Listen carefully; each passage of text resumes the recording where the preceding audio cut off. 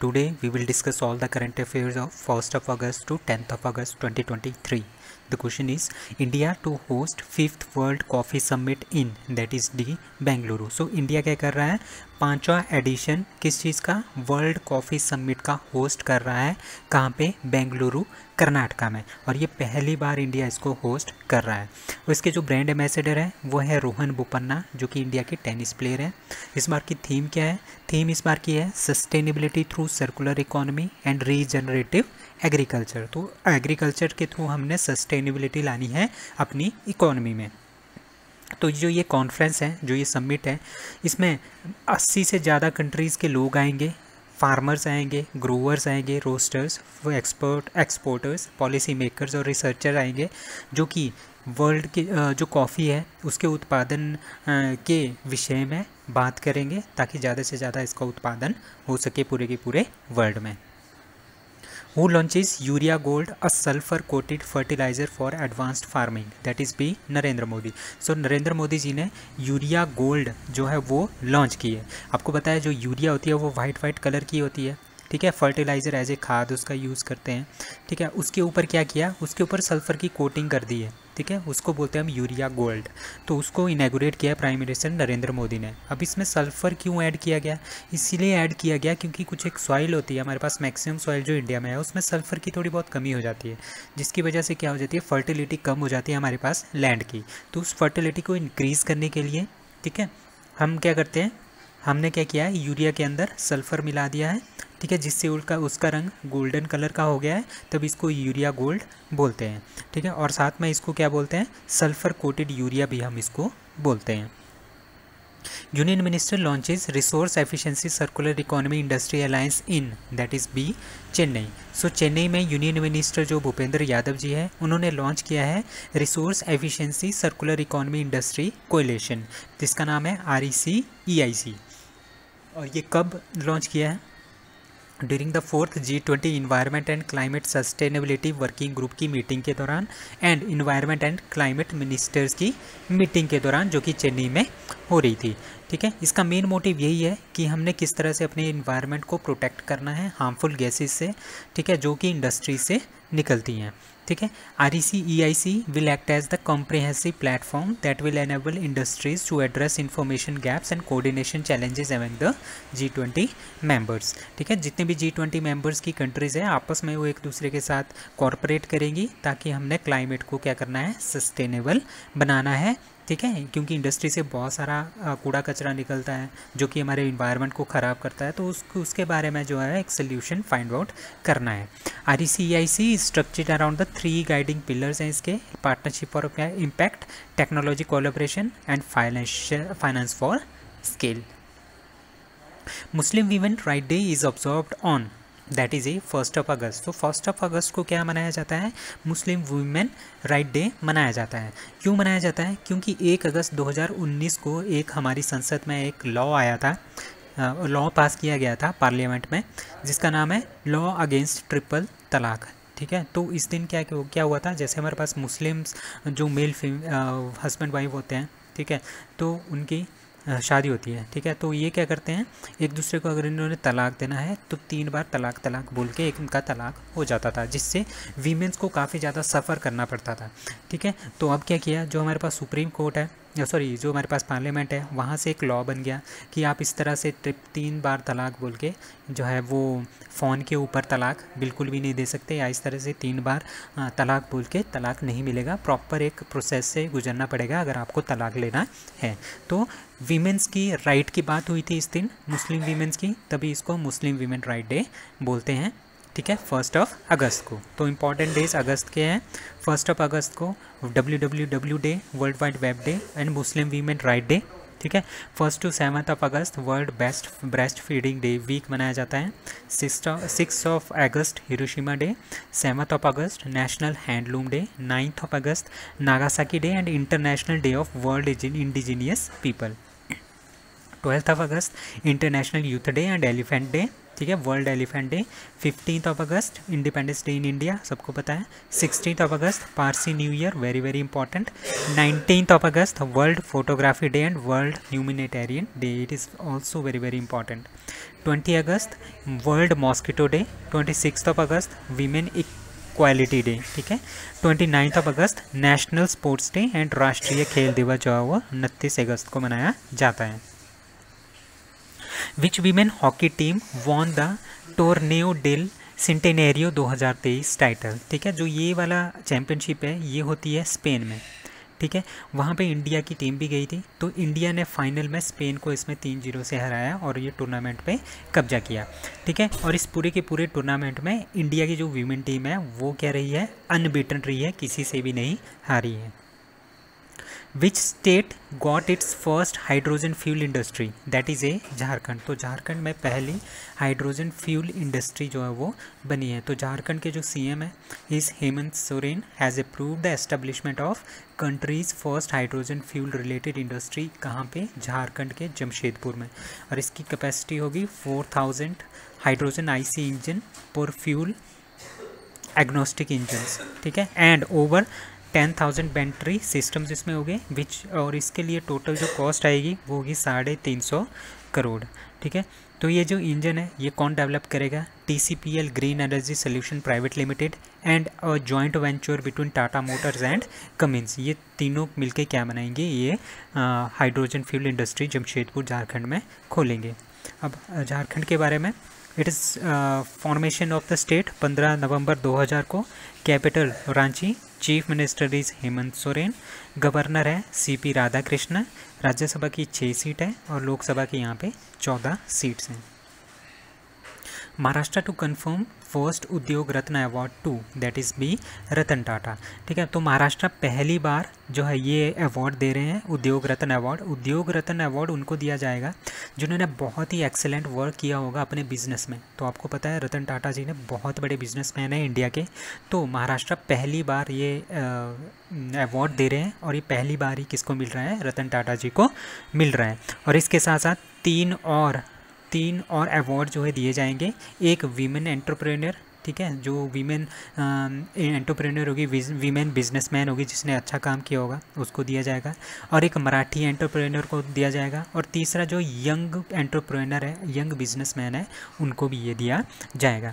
इसका main objective यही है कि महाराष्ट्र उद्योग रत्न अवार्ड इसीलिए दिए जाएंगे ताकि जितने भी हमारे पास वहाँ पे लोग हैं जो यंग हैं, उनको क्या करना है, उनको ज़्यादा से ज़्यादा मोटिवेट करना है फॉर बिजनेस करने के लिए, ताकि नई नई सही इंडस्ट्री स्थापित करें। इन द कौन कौन के क्षेत्र में, industries, education, real estate, tourism, financial services, fashion, electronics, agriculture, banking, IT, food items, ठीक है। इन सभी क्षेत्र में वो अपना अपना बिजनेस खोलेंगे, वहाँ से पैसा कमाएंगे, जिससे स्टेट की भी इनकम बढ़ेगी और उनकी भी इनकम बढ़ेगी और इंडिया का भी नाम होगा। Who got GI tag for Chedibutta sari, ठीक है। चेडीबट्टा साड़ी का GI टैग किसको मिला है, दैट इज C कन्याकुमारी। तो तमिलनाडु को जदेरी नामकट्टी, ठीक है, जदेरी नामकट्टी, ये तमिलनाडु को इसका GI टैग मिला है। कन्याकुमारी को मैटी बनाना का एंड चेडीबुट्टा साड़ी का, ठीक है। कन्याकुमारी को मैटी बनाना एंड चेडीबुट्टा साड़ी का GI टैग मिला हुआ है, ठीक है। और तमिलनाडु, इसी के साथ जो तमिलनाडु है वो सबसे ज़्यादा जो GI टैग्स हैं वो तमिलनाडु के पास है 58 प्रोडक्ट्स पे। उत्तर प्रदेश दूसरे नंबर पे है जिसमें 50 से ज़्यादा प्रोडक्ट के पास GI टैग है। और उसके बाद कर्नाटका है जिनके पास 48 प्रोडक्ट्स में GI टैग है। तो मैंने यहाँ पे एक list of important GI tag products जो है यहाँ पे रख लिया है। आप इनको यहाँ से लेके जो है वो देख सकते हैं अपनी अपनी स्टेट्स का। जिस तरह से हिमाचल प्रदेश का काला जीरा एंड कांगड़ा टी, ठीक है, इनको GI टैग मिला है।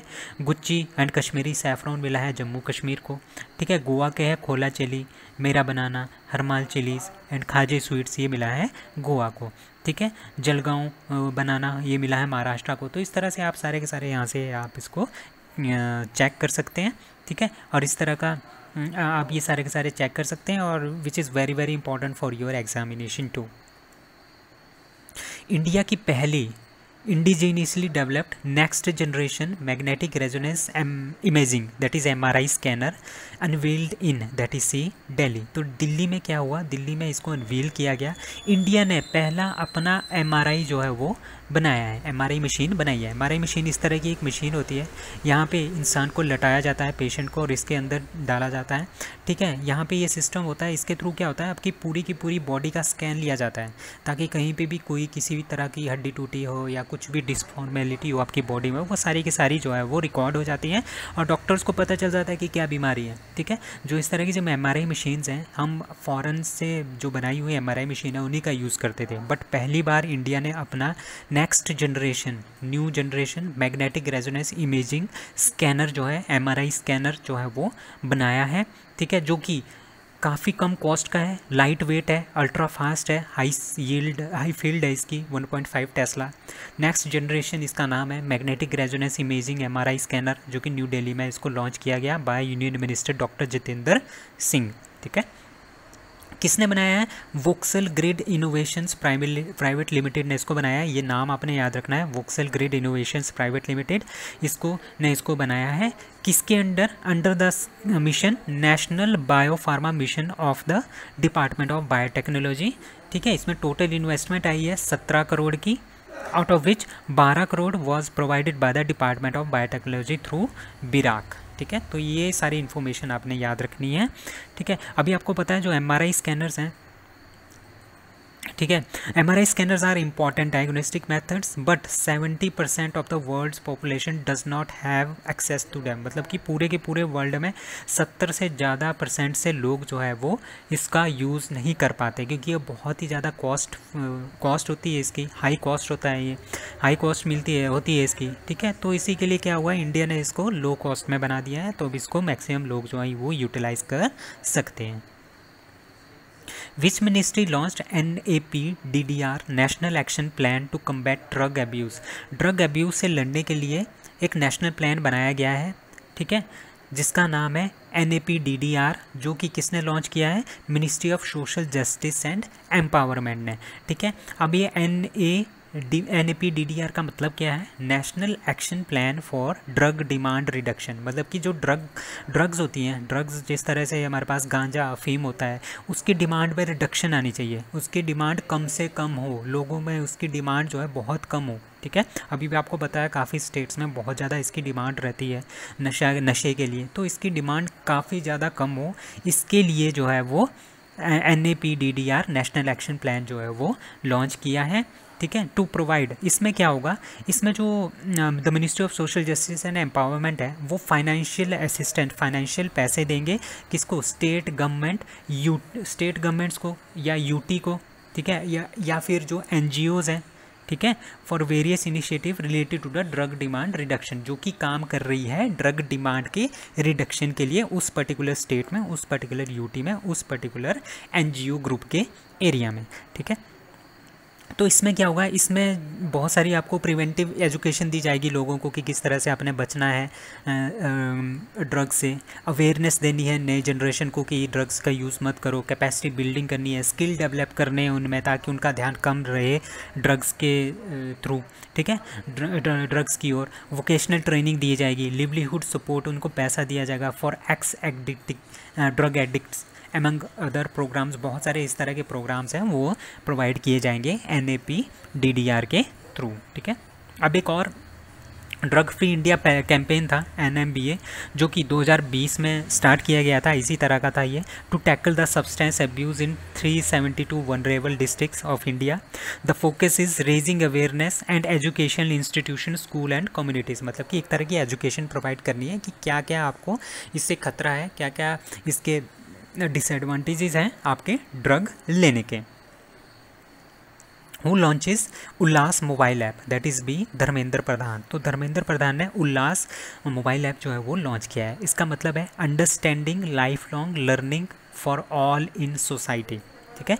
इसका मेन मोटिव यही है to revolutionise education and literacy, ठीक है, एजुकेशन को ज़्यादा से ज़्यादा प्रमोट करना, लिटरेसी को ज़्यादा से ज़्यादा प्रमोट करना पूरी की पूरी कंट्री में।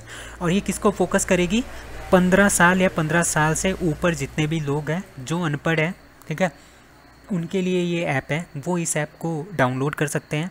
ठीक है, जैसे वो डाउनलोड करेंगे इस ऐप को तो यहाँ पे इनको बेसिक लिटरेसी प्रोवाइड की जाएगी, किस तरह से लिखना है, किस तरह से पढ़ना है, किस तरह से एडिशन सब्सट्रैक्शन करने हैं। तो इस तरह की जो बेसिक एजुकेशन है एंड लिटरेसी है वो प्रोवाइड की जाएगी इसके थ्रू।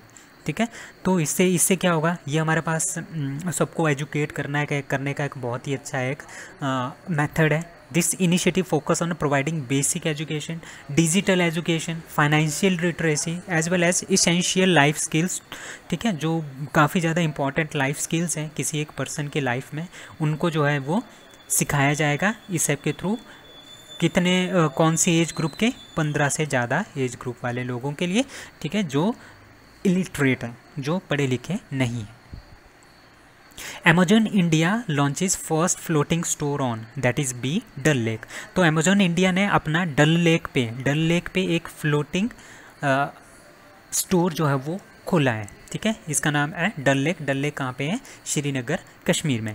ठीक है, the store is an integral part of Amazon। तो जो Amazon इंडिया है वो एक प्रोग्राम लॉन्च किया उन्होंने, आई हैव स्पेस नाम का। ठीक है, इसके अकॉर्डिंगली वो क्या करेंगे, जितनी भी रिमोट लोकेशन है ना, बहुत ही रिमोट मतलब कि बहुत दूर दूर वाली लोकेशन है जहाँ तक पहुँचना काफ़ी डिफ़िकल्ट है। ऑनलाइन जो सामान होता है, आपको पता होगा कि कई जगह ऐसी है वहाँ पे ऑनलाइन डिलीवरी नहीं होती है।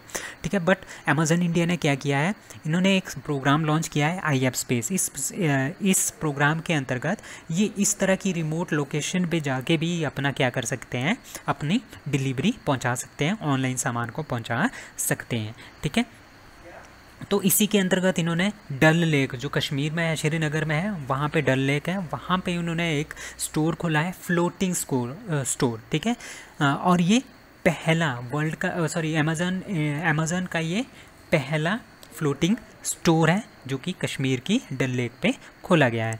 To serve an one step solution for the many customers, जो कि कहाँ पे रह रहे हैं, डल लेक के एरिया में रह रहे हैं, नागिन लेक के एरिया में रह रहे हैं, श्रीनगर में। ठीक है, तो ये काफ़ी रिमोट एरिया है, यहाँ पे भी इनकी डिलीवरी जो है वो ऑनलाइन सामानों की होगी। मध्य प्रदेश गवर्नमेंट ने एंड UNFPA उन्होंने लॉन्च किया है AI artificial intelligence powered chatbot, जिसका नाम है जस्ट आस्क। ठीक है, जस्ट आस्क नाम का ये इन्होंने आर्टिफिशियल इंटेलिजेंस पावर्ड चैटबॉट जो है वो रखा है। अब आपको पता है जो हमारे पास एडल्ट्स होते हैं, लड़के लड़कियां होती हैं, उनको सेक्सुअल एजुकेशन के बारे में उतनी जानकारी नहीं होती और सोशल लाइफ के बारे में भी इनको इतनी जानकारी नहीं होती। ठीक है, ये काफ़ी ज़्यादा क्या करते हैं, एक शर्म महसूस करते हैं लोगों से पूछने के लिए। ठीक है, टीचर से पूछने के लिए। तो मध्य प्रदेश गवर्नमेंट ने क्या किया, मध्य प्रदेश गवर्नमेंट और UNFPA ने, इन दोनों ने मिलकर क्या किया, एक ऐप बनाया। ठीक है, AI पावर्ड एक चैटबॉट बनाया। ठीक है, जिस तरह से ChatGPT है, इस तरह का चैटबॉट बनाया जस्ट आस्क।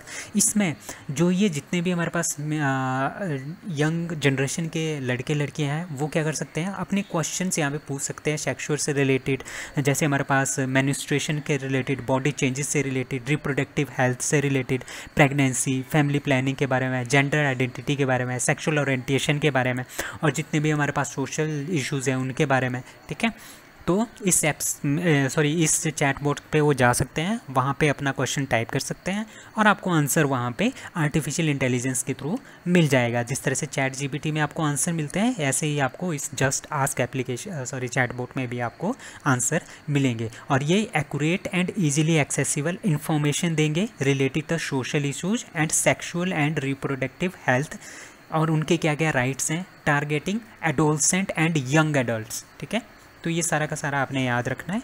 ठीक है, और इसमें जो 2 एस्पायरिंग मॉडल्स हैं AI में, हमारे पास 2 इसमें मॉडल्स हैं। एक लड़का है जिसका नाम है ध्रुव, और एक लड़की है चैटबॉट में जो बनते होते हैं आर्टिफिशियल। ठीक है, एक दूसरे का नाम है दृष्टि, ध्रुव एंड दृष्टि, और उस चैटबॉट का नाम क्या है, just ask. Who released a book titled how prime minister decide. ठीक है, इनका नाम है नीरजा चौधरी। तो नीरजा चौधरी ने एक बुक लिखी है जिसका नाम है हाउ प्राइम मिनिस्टर डिसाइड। ठीक है, ये काफ़ी इंपॉर्टेंट एक बुक है, आपने इसका नाम याद रखना है, ये पक्का किसी न किसी क्वेश्चन पेपर में आएगी।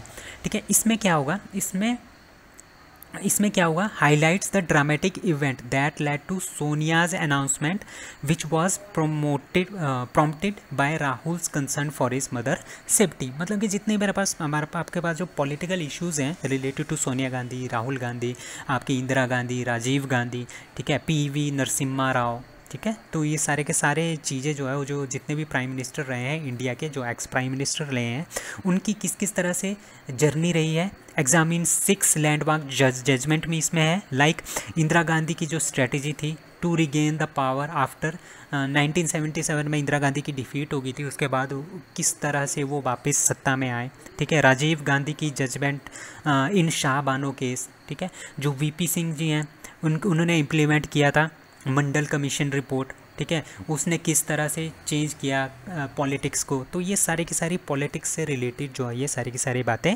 How prime ministers decide book में लिखी गई है बाय नीरजा चौधरी, ठीक है। और इसमें बहुत सारे PV नरसिम्हा राव के बारे में भी बताया गया है, ठीक है। उन्होंने उनके टाइम पे बाबरी मस्जिद वाला केस आया था, डिमोलिशन। अटल बिहारी वाजपेयी के बारे में बताया है कि उन्होंने किस तरह से ट्रांसफॉर्मेशन किया from pacifist to pro nuclear and discovery of historic nuclear deal with the United State by Manmohan Singh. तो जितने भी हमारे पास प्राइम मिनिस्टर रहे हैं वेरी वेरी पावरफुल, तो उनके बारे में ये सारी की सारी बातें उन्होंने बताई है कि किस तरह से इनके जो डिसीजंस हैं उन्होंने पॉलिटिक्स को चेंज किया, ठीक है। विच स्टेट लॉन्चेस अमृत वृक्ष आंदोलन ऐप, ठीक है, अमृत वृक्ष आंदोलन, ठीक है। वृक्ष का मतलब क्या होता है, पेड़, ठीक है। तो अमृत वृक्ष आंदोलन का मतलब क्या हुआ, जो ये ऐप है इसके थ्रू, इसका मतलब मेन मोटिव यही है कि लोगों को मोटिवेट करना, किसके लिए, वृक्ष को उगाने के लिए, पेड़ों को ज़्यादा से ज़्यादा उगाने के लिए, ठीक है। तो ये किया है असम ने। अमृत वृक्ष आंदोलन app and A web portal, ठीक है, 2 ऐप भी है, ये वेब पोर्टल भी है। इसका मतलब यही है कि टू प्लांट 1 करोड़ जो सैपलिंग्स हैं इन सिंगल डे, ठीक है। 17 सितंबर का दिन उन्होंने चुना हुआ है। इस दिन 1 करोड़ से ज़्यादा सैपलिंग्स जो है वो उगाए जाएंगे, प्लांट किए जाएंगे, ठीक है। In a significant milestone in the state's effort to boost the green economy, ताकि क्या हो, आपको पता है क्लाइमेट चेंज कितना ज़्यादा हो रहा है, हर कभी बारिश होती है, हर कभी आपके पास टेम्परेचर इंक्रीज कर जाता है, ठीक है। तो उन सब क्लाइमेट कंडीशंस को देखते हुए, उनको ग्लोबल वार्मिंग को देखते हुए ये सारे के सारे एक्शन लिए गए हैं कि वो 1 करोड़ से ज़्यादा क्या करेंगे, पेड़ जो है वो उगाएंगे, ठीक है, ठीक है। तो ऑन 17 अराउंड 17 तारीख को क्या होगा, 40 लाख मेंबर ऑफ वीमेन जो सेल्फ हेल्प ग्रुप है वो प्लांट करेंगे 2 कमर्शियली अवेलेबल सैपलिंग, ठीक है, टोटल ऑफ 80 लाख सैंपल, ठीक है। जो 80 लाख होंगे ना, ये करेंगे, कौन करेंगे, वीमेन के जो सेल्फ हेल्प ग्रुप है, ठीक है। जो रिमेनिंग 20 लाख बचेंगे, ठीक है, वो कौन प्लांट करेंगे, वो प्लांट करेंगे anganwadi workers, T Gardner's workers, government officials, police, forest battalions and general public of state, ठीक है। तो टोटल 1 करोड़ पेड़ जो है ये उगाएंगे अभी 17 सितंबर 2023 को। और 2025 तक इनका ये लक्ष्य है कि ये 5 करोड़ से ज़्यादा जो है वो इस तरह के सैपलिंग जो है वो प्लांटेशन करेंगे अपनी स्टेट में, कहाँ पे, असम में, ठीक है। इसका नाम क्या है, अमृत वृक्ष आंदोलन। ये ऐप भी है और ये वेब पोर्टल भी है।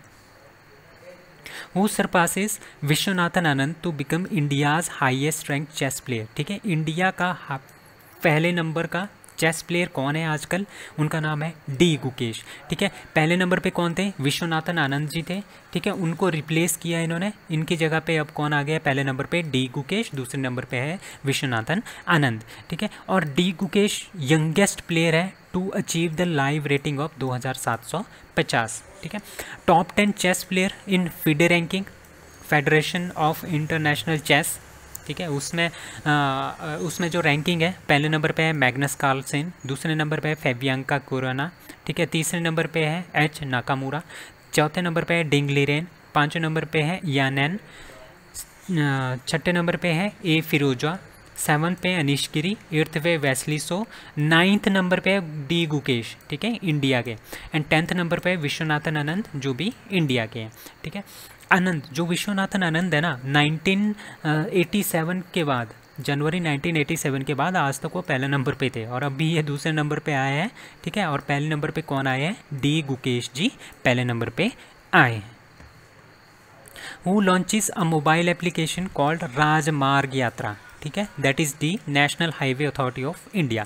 सो National Highway Authority of India ने राजमार्ग यात्रा ऐप जो एप्लीकेशन जो है वो लॉन्च की है। इसके अकॉर्डिंगली क्या होगा, इसके अकॉर्डिंगली जो लेट सपोज आप किसी हाईवे पे जा रहे हो, ठीक है, हाईवे पे जा रहे हो ना आप, NHAI ने जिसको बनाया हुआ है, ठीक है, अगर आपने मोबाइल फ़ोन में अगर आपने ये एप्लीकेशन लॉन्च की है तो ये एप्लीकेशन आपको क्या बताएगी, ये आपको रियल टाइम वेदर बताएगी, कितना वेदर है, कितना टेम्परेचर है, ठीक है, नोटिफिकेशन आपको देती रहेगी, नियरेस्ट जो टोल प्लाजा है वो कितनी दूर पे है, नियरेस्ट जो पेट्रोल पंप है वो कितनी दूरी पे है, हॉस्पिटल कितनी दूरी पे है, होटल कितनी दूरी पे है, ठीक है, और बहुत सारी चीज़ें और भी बहुत सारी चीज़ें आपको बताएंगी जो आपकी ड्राइविंग से रिलेटेड काफ़ी अच्छी हेल्पफुल होंगी। तो ये बनाया है NHAI ने, national Highway Authority of India में। और आप इसमें क्या कर सकते हो, अगर आपको पता लगे कि किसी टोल प्लाजा में कोई गड़बड़ हो रही है, किसी नेशनल हाईवे में कोई गड़बड़ है, तो आप यहाँ पे कंप्लेंट भी डाल सकते हो, ठीक है, उसकी एक जियो टैग्ड वीडियो भी डाल सकते हो, फ़ोटो भी डाल सकते हो कि इस पर्टिकुलर एरिया में ये प्रॉब्लम है। तो इस तरह से आप इस कंप्लेंट भी कर सकते हो, और जो ये कंप्लेंट है इसको आप ट्रैक भी कर सकते हो जब तक कि वो कंप्लेंट पूरी ना हो, ठीक है। तो ये बहुत ही अच्छा इनिशिएटिव है national Highway Authority of India का, जिसका इन्होंने एक एप्लीकेशन लॉन्च किया जिसका नाम है Rajmarg Yatra. Bihar constitute rhino task force to revive rhino conservation in, ठीक है, राइनो जो होते हैं, ठीक है, जो ये राइनो होते हैं, गैंडे होते हैं, ठीक है, इसके लिए राइनो टास्क फोर्स जो है वो बनाई गई है, किसके द्वारा, बिहार के द्वारा, ठीक है। क्यों बनाई गई है, ताकि वो जो राइनो है उनको बचाए, कौन से रिजर्व में, that is D Valmiki tiger reserve में, ठीक है। बिहार गवर्नमेंट जो वाल्मीकि टाइगर रिजर्व है ना, वहाँ पे बस एक ही राइनो बचा हुआ है, ठीक है। तो ये क्या करेंगे, किसी और टाइगर रिजर्व, किसी और नेशनल पार्क से राइनो लेके आएंगे और यहाँ पे क्या करेंगे, फिर से राइनो की पॉपुलेशन को इंक्रीज़ करेंगे, ठीक है। इसी के लिए इन्होंने राइनो टास्क फोर्स जो है वो बनाई है, ठीक है। एट प्रेजेंट जो वाल्मीकि टाइगर रिजर्व है, यहाँ पे भी देखो has only 1 rhino, and Patna जू, जो पटना जू है वहाँ पे 14 राइनोज़ हैं, तो वहाँ से लेके आएंगे वाल्मीकि टाइगर रिजर्व में, ताकि यहाँ पे बहुत सारे राइनो हो और हमारी क्या हो, इनकी पॉपुलेशन इंक्रीज़ हो और इनको विलुप्त होने से बचाया जा सके। Which month of 2023 is considered hottest month of the earth, ठीक है, पूरी की पूरी अर्थ में सबसे हॉटेस्ट मंथ जो है वो किस महीने को बोला गया है, दैट इज़ डी जुलाई। तो जुलाई 2023 जो है वो कंसीडर किया गया है सबसे गर्म दिन, गर्म मंथ ऑन अर्थ, ठीक है। Global average temperature for July 2023 shattered previous record soaring, मतलब कि जो प्रीवियसली 1991 से लेकर 2020 तक जो टेम्परेचर था, ठीक है, जो एवरेज टेम्परेचर था उससे भी 0.72 डिग्री सेल्सियस ज़्यादा टेम्परेचर रहा इस पूरे के पूरे महीने में। तो ये बहुत बड़े अलार्मिंग सिचुएशन है पूरे के पूरे वर्ल्ड के लिए, ठीक है। The temperature increase was significant 0.33 degree higher than the previous hottest month July 2019, मतलब कि जुलाई 2019 सबसे हॉटेस्ट माना जाता था, उससे भी 0.33 डिग्री हाइयर टेम्परेचर रहा हमारे जुलाई 2023 में, ठीक है। July 2023 was estimated to have been approximately 1.5 degree Celsius warmer than the historic range from the 1850 to 1900। तो 1850 से 1900 तक जो टेम्परेचर था, एवरेज टेम्परेचर में अगर आपका 1 डिग्री भी इंक्रीज़ कर जाता है ना तो बहुत ज़्यादा हो जाता है वो, ठीक है। फिर भी ये कितना इंक्रीज़ हुआ है 1850 से 1900 के मुकाबले, ये इंक्रीज़ हुआ 1.5। तो ये बहुत ही बड़ी एक अलार्मिंग सिचुएशन है हमारे इन्वायरमेंट के लिए।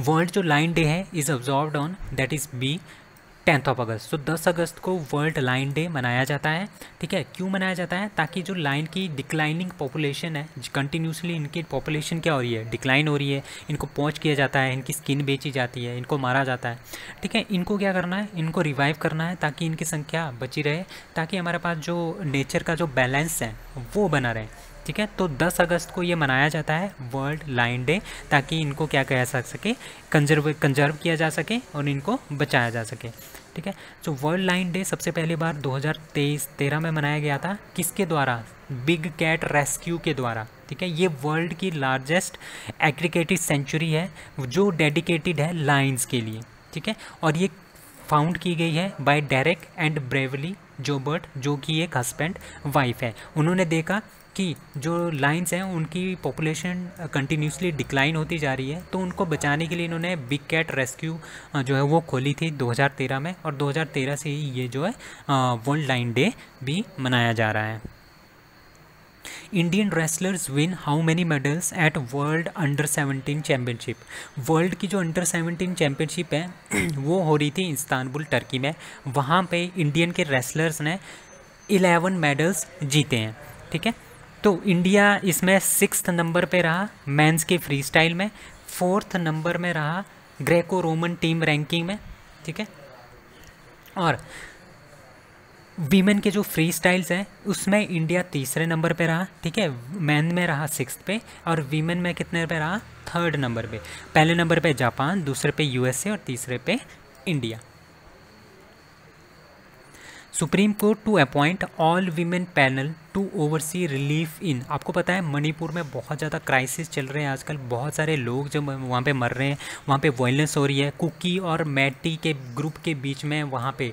ठीक है, जो मणिपुर है वहाँ पे 2 ट्राइब्स रहती है। ठीक है, एक मैती ग्रुप रहता है, एक कुकी ट्राइब रहती है। आपस में इनकी काफ़ी ज़्यादा कॉन्फ्लिक्ट हो रहा है एक दूसरे के साथ, तो वहाँ पर बहुत ज़्यादा वायलेंस जो है देखने को मिल रही है। वहाँ पर वीमेंस के साथ काफ़ी ज़्यादा रेप की वीडियोज़ भी आई थी।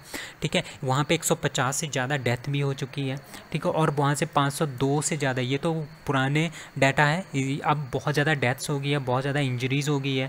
ठीक है, और इसमें बहुत सारा 252 लोगों को अरेस्ट भी किया गया है। ठीक है, और 12,740 प्रिवेंटिव मेजर्स के अंदर है। ठीक है, तो इस तरह की बहुत ज़्यादा वायलेंस जो है वहाँ पे देखने को मिल रही है। बट जो सेंट्रल गवर्नमेंट है हमारी, वो वहाँ पे उतना कुछ खास ध्यान नहीं दे रही है, जिसकी वजह से जो हमारा सुप्रीम कोर्ट है उसको इसमें दखल देना पड़ा। ठीक है, उसने बोला अगर स्टेट गवर्नमेंट या फिर सेंट्रल गवर्नमेंट इसमें कुछ नहीं कर सकती, तो हम इसमें रूल बनाएंगे, हम इसमें लॉ बनाएंगे, हम वहाँ पे शांति लाएंगे। तो इसी शांति लाने के लिए वहाँ पे सुप्रीम कोर्ट ने अपॉइंट किया है all women panel to oversee relief in Manipur. ठीक है, तो इसमें कौन कौन है? इसमें जस्टिस गीता मित्तल है, जो कि फॉर्मर चीफ जस्टिस थी जम्मू कश्मीर हाई कोर्ट की। जस्टिस शालिनी फांसालकर जोशी जी हैं, जो रिटायर्ड बॉम्बे हाई कोर्ट की जज हैं। जस्टिस आशा मेनन है, फॉर्मर दिल्ली हाई कोर्ट की जज है। इनकी एक कमेटी बनी है, वो ये सारा का सारा मैटर देखेगी। कहाँ का? मणिपुर का, ताकि वहाँ पे थोड़ी सी क्या करें, वहाँ पे सिचुएशन बेटर हो थोड़ी। ठीक है, कैबिनेट अप्रूव्स कितना, how much for connecting 6.4 lakh villages with broadband. ठीक है, आपको पता है पूरे के पूरे जो गांव हैं इंडिया के, ठीक है, वहाँ पे क्या हो रहा है, वहाँ पे आपको पता होगा कि रोड के साइड में वो खुदाई करते हैं, उसके नीचे आपकी केबल्स को बिछाते हैं, उसको बोलते हैं हम ऑप्टिकल फाइबर केबल। वो केबल इसीलिए बिछाई जाती है ताकि हमारी जो इंटरनेट की स्पीड है ना वो ज़्यादा से ज़्यादा इंक्रीज़ हो, क्योंकि जो ऑप्टिकल फाइबर केबल है उसके अंदर जो सिग्नल जाता है वो जाता है लाइट की फॉर्म में, और लाइट की स्पीड होती है बहुत ज़्यादा, जिसकी वजह से क्या हो जाती है, हमारे पास इंटरनेट की स्पीड हमें बहुत ज़्यादा आती है। तो 6.4 लाख विलेजेस को ब्रॉडबैंड से जोड़ने के लिए, हाई स्पीड इंटरनेट से जोड़ने के लिए ये सारी की सारी लाइन जो है बिछाई जा रही है। इसके लिए कैबिनेट ने अप्रूव किया है कितना, 1.39 लाख करोड़ रुपीज़। ठीक है,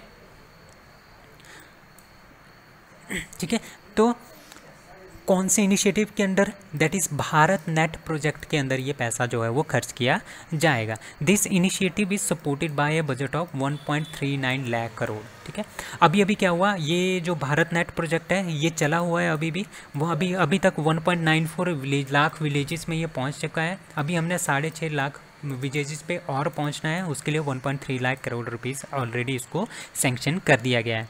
ठीक है, और कौन इसको बना रहा है, कौन इस नेटवर्क को बिछा रहा है, उनका नाम है Bharat broadband network limited, BBNL। ठीक है, वो इसको पूरे के पूरे वहाँ पे क्या कर रही है, बिछा रही है। किसके साथ मिलके? विलेज लेवल एंटरप्रेन्योर्स के साथ मिलके। ठीक है, तो जो BBNL है वो प्रोवाइड कस्टमर प्रीमियस इक्विपमेंट, सारे के सारे इक्विपमेंट BBNL प्रोवाइड करेगा। एडिशनल फाइबर भी BBNL प्रोवाइड करेगा। बस उनको क्या करना पड़ेगा, उनको कनेक्शन जो है प्रोवाइड करने पड़ेंगे सारे के सारे। तो इसके लिए ये सारा का सारा पैसा जो है वो किया जाएगा अंडर भारत नेट प्रोजेक्ट। ठीक है, जो भारत ब्रॉडबैंड नेटवर्क लिमिटेड जो BBNL है वो बनाया गया था 25 फरवरी 2022 को, ताकि इंडिया में broadband service, high speed internet की सर्विस को चालू किया जा सके।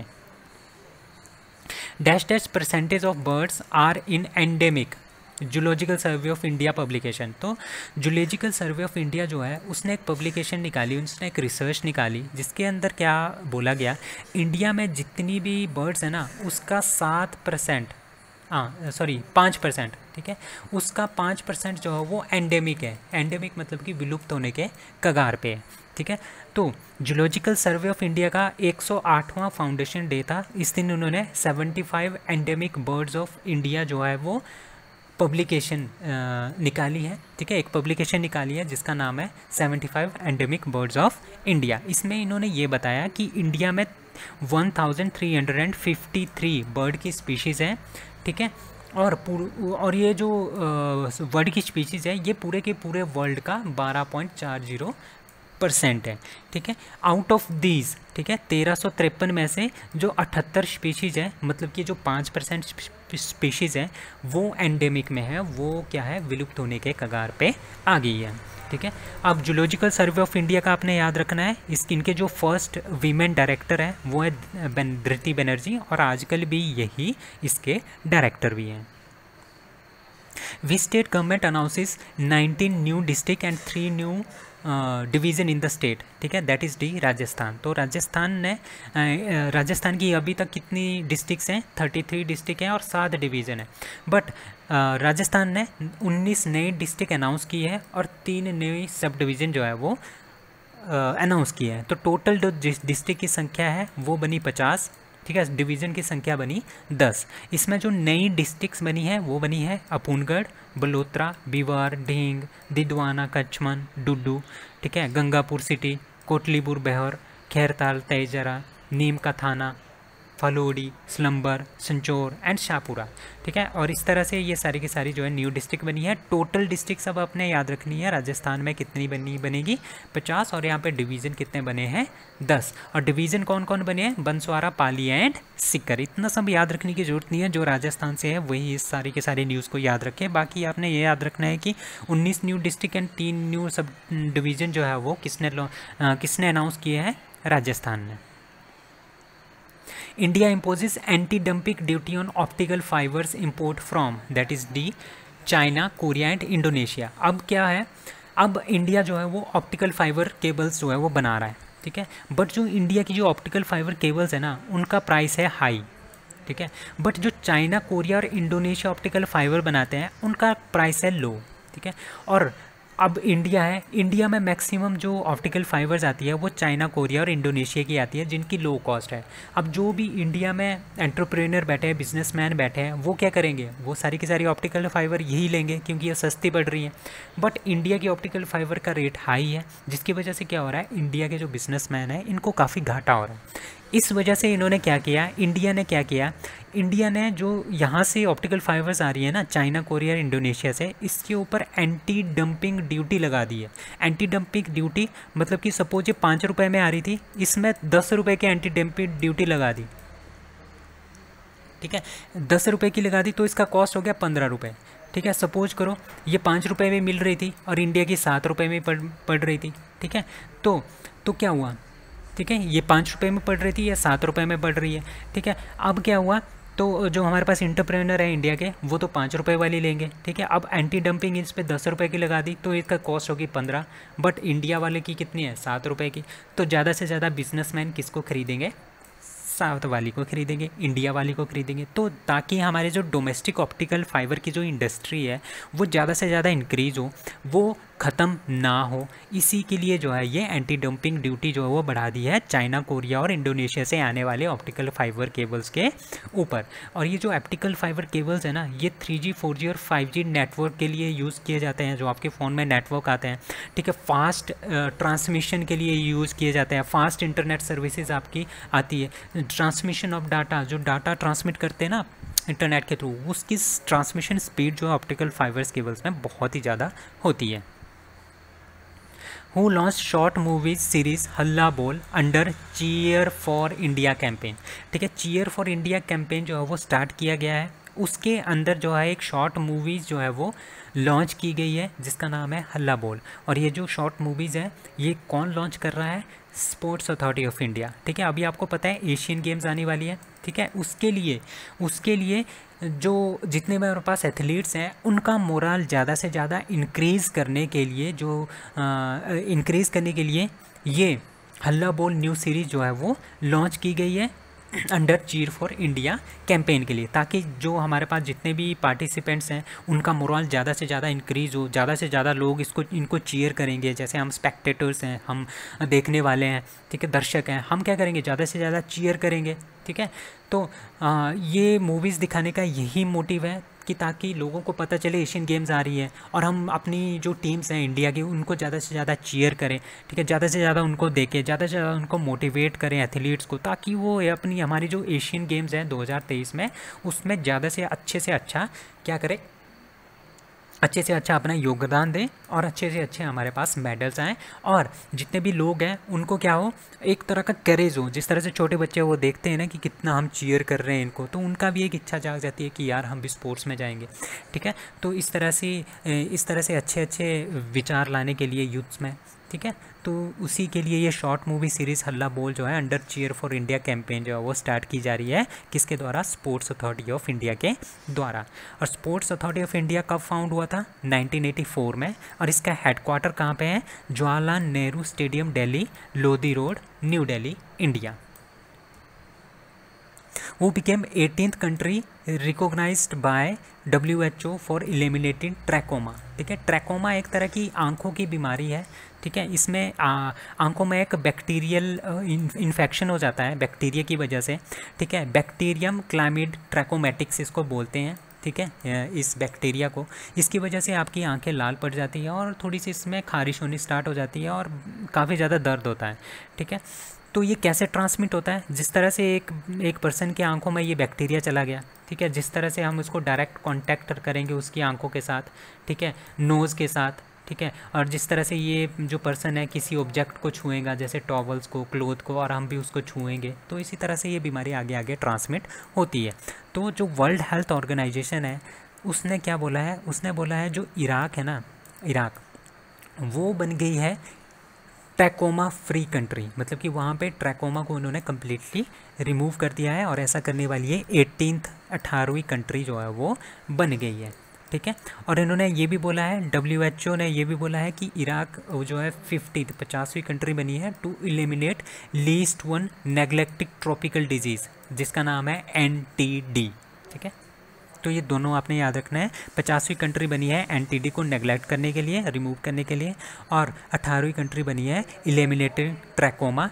ठीक है, कंट्री कौन बनी है? इराक।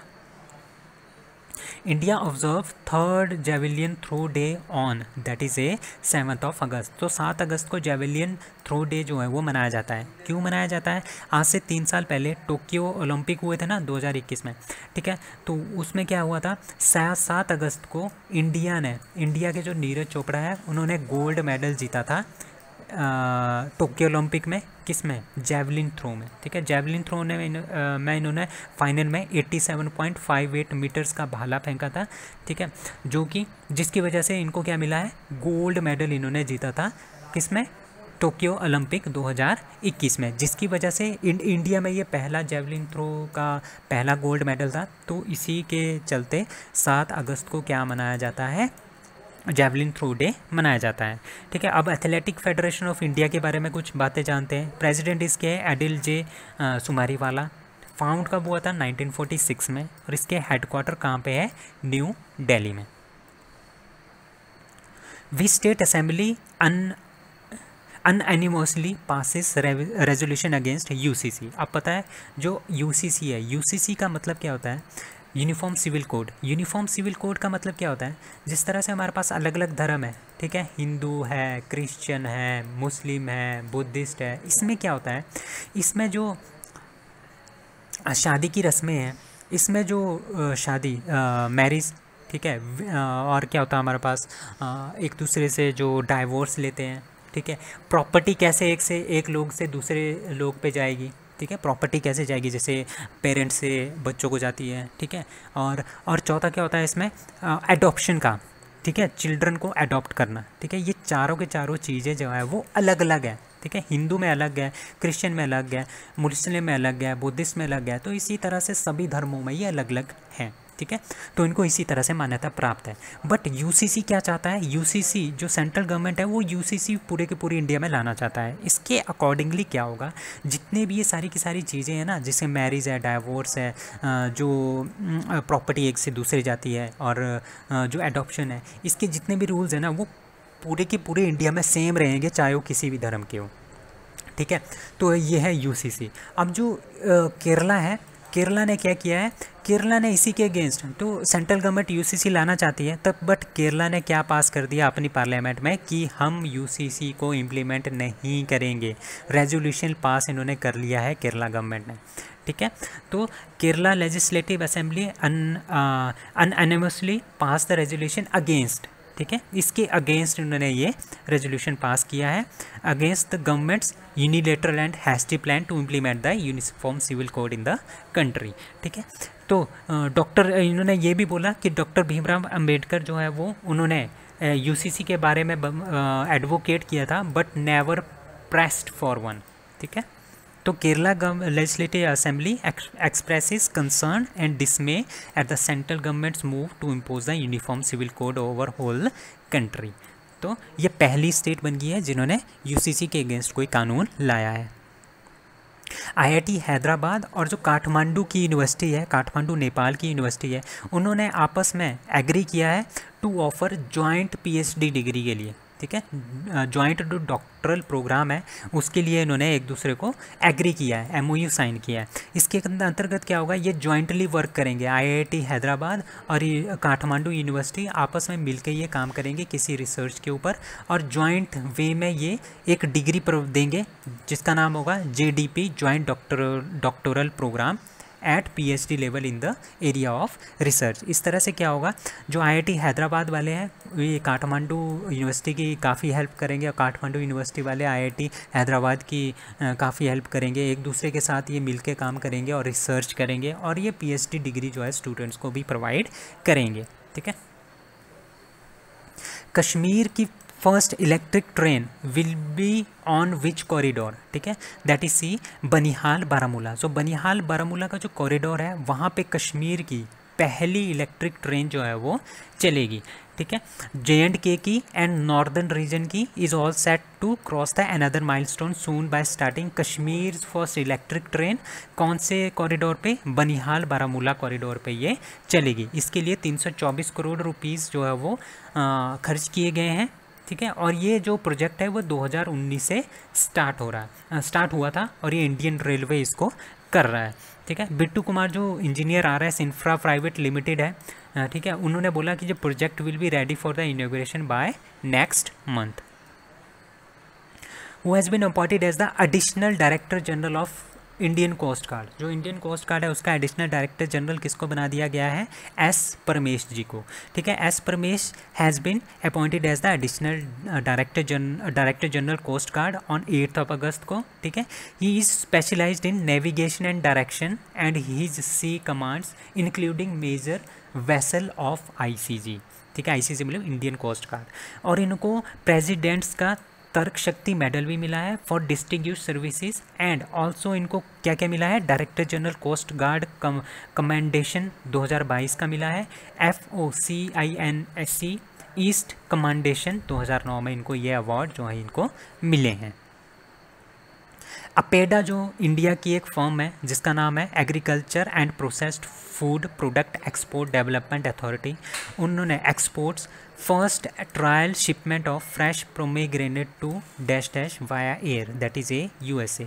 जो अपेडा है इंडिया के जो एक्सपोर्ट अथॉरिटी है, उन्होंने फर्स्ट ट्रायल जो है वो पूरा किया है। किस चीज़ का, जो हमारे पास अनार है इंडिया के, महाराष्ट्र के जो अनार है उनको किसके अंदर, वाया एयर प्लेन के अंदर उनको बिठा के कहाँ पे उनको भेजा है, USA भेजा है बेचने के लिए। तो इसकी पहला ट्रायल जो है वो पूरा किया है, ठीक है।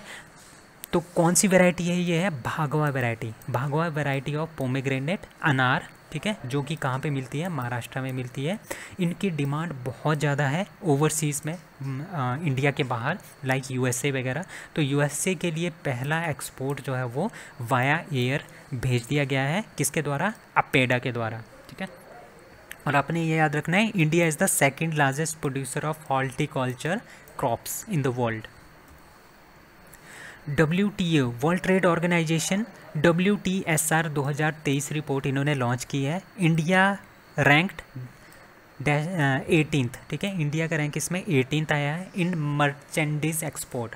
मतलब कि हम जो मर्चेंडीज जो डिवाइस बनाते हैं, प्रोडक्ट बनाते हैं, उसका एक्सपोर्ट बाहर वाले देशों में करने के लिए हमारा रैंक आया है 18th। और हमारा 7th रैंक आया है in the list of service export, services को एक्सपोर्ट करने में हमारा 7th नंबर है, ठीक है। ये किसने बोला है, ये बोला है वर्ल्ड ट्रेड ऑर्गेनाइजेशन, उन्होंने ये बोला है। उन्होंने एक रिपोर्ट रिलीज़ की है 2023 की, ठीक है, जिसका नाम है world trade statistical review, that is WTSR, ठीक है।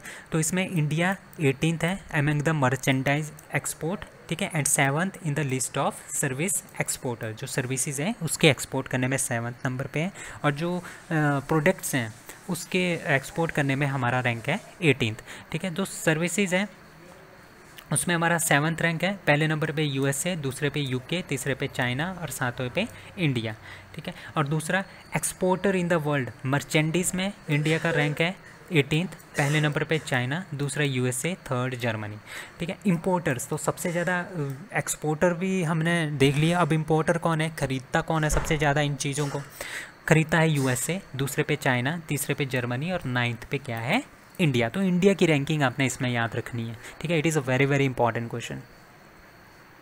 डिजिटल जो पर्सनल डाटा प्रोटेक्शन बिल है 2023 का, proposes a maximum penalty of, that is penalty of Rs 250 crore and a minimum of 50 crore on entities violating the norms, ठीक है। जो भी violation करेगा, ठीक है, जो हमने रूल बनाए हैं किसमें, digital personal data protection bill 2023 के अंदर जो भी रूल्स बनाए हैं, उनको जो भी रूल को तोड़ेगा उसमें जो मैक्सिमम पेनल्टी होगी वो 250 करोड़ की होगी, मिनिमम पेनल्टी 50 करोड़ की होगी, ठीक है। तो लोकसभा ने इसको पास किया है, इसका नाम है digital personal data protection bill 2023, ठीक है।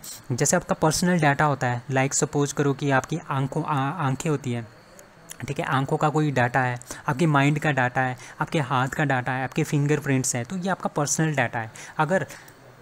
अगर इस डाटा का कोई मिसयूज़ करता है, ठीक है, जो भी लॉज आपके digital personal data protection bill में लिखे हैं, अगर उसका कोई मिसयूज़ करता है, उसके अकॉर्डिंगली नहीं चलता है, तो उसको ये पेनल्टी जो है वो चुकानी पड़ेगी। मैक्सिमम पेनल्टी 250 करोड़ और मिनिमम पेनल्टी 50 करोड़ की उनको लगेगी। तो बिल किसके लिए है, to provide the processing of digital personal data, ताकि हमारे पास जो डिजिटल, आजकल पता है कि डिजिटलाइजेशन इतना ज़्यादा हो रहा है, हैकिंग इतनी ज़्यादा हो रही है, ठीक है, तो हमारा डाटा उतना ज़्यादा सिक्योर नहीं है, तो उसको सिक्योर करने के लिए जो है ये सारी चीज़ें की गई हैं। We state host mapping Tibet exhibition, तो मैपिंग जो तिब्बत एग्जीबिशन है वो कहाँ पे स्टार्ट किया गया, हिमाचल प्रदेश के जो धर्मशाला है वहाँ पे स्टार्ट किया गया, ठीक है। इस एग्जीबिशन का टाइटल था मैपिंग तिब्बत, ठीक है, has begun at the Tibet museum, जो तिब्बत म्यूज़ियम है धर्मशाला हिमाचल प्रदेश में, वहाँ ये स्टार्ट किया गया, ठीक है। इसमें 42 मैप्स जो है वो दिखाए जाएंगे, इस तरह के मैप्स हैं, 42 उनको दिखाया जाएगा।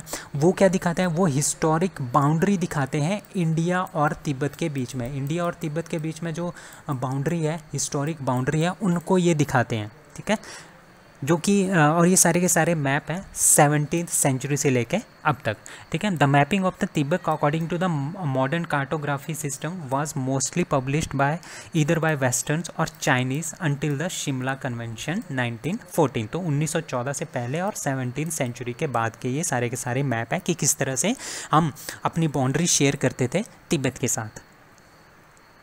Which state government forms Guru Gorakhnath board for the backward classes. तो बैकवर्ड क्लासेस के अपलिफ्टमेंट के लिए गुरु गोरखनाथ बोर्ड जो है वो स्थापित किया गया है, किसके द्वारा?